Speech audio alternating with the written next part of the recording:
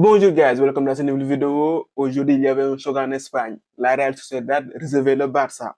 Le Barça, après sa défaite dans le Classico, se devait de réagir. La Real Sociedad, qui est une équipe joueuse, ne s'est pas reniée face au Barça. Sur ce match, le Barça a gardé le même système qu'elle a utilisé au Classico, avec un Cancelo qui a évolué un peu plus haut. Cependant, il y a eu quelques changements dans le 11 de départ, avec un Lewandowski titulaire et un Jules Koundé de retour. La Real Sociedad a commencé très fort. Elle a eu 3 grosses occasions dès les premières minutes de jeu. Sociedad a dominé le premier acte. Et même à la 15e minute, il y a une occasion de Kubo qui n'arrive pas à finir. S'il n'y avait pas un bon Ter Stegen aujourd'hui, le Barça allait prendre beaucoup de buts. Le Barça a été gêné dans la relance. Il y a eu plusieurs pertes de balles. Le milieu de terrain barcelonais a été asphyxié par la Real Sociedad.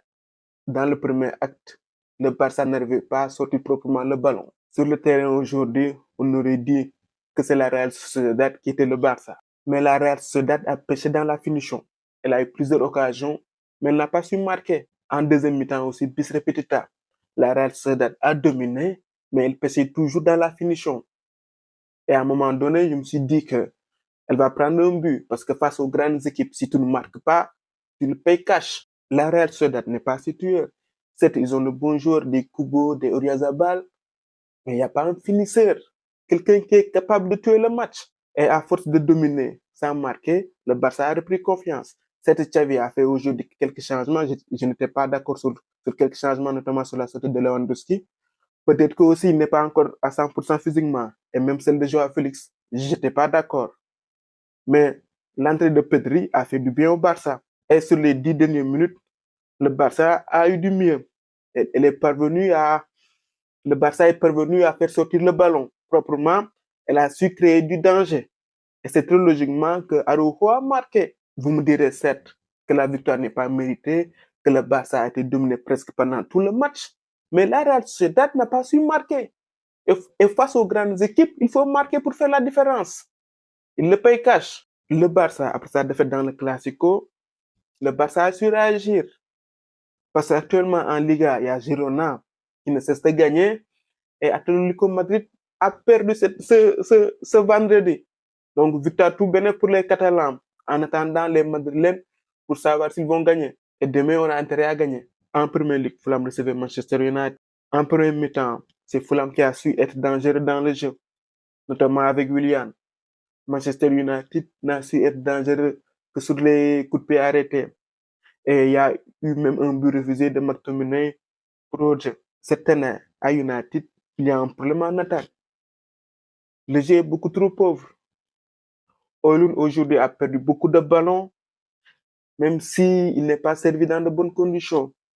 Anthony, je ne sais pas s'il a un manque de rythme ou un manque de confiance. Il n'arrive pas à éliminer un adversaire. C'est compliqué.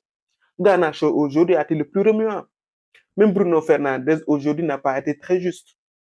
Ce qui le sauve, c'est le but qu'il marque en toute fin de match. En deuxième mi-temps, Fulham s'est montré très dangereux. S'il n'y avait pas aujourd'hui un bon Onana, je vous assure que Manchester allait prendre des buts.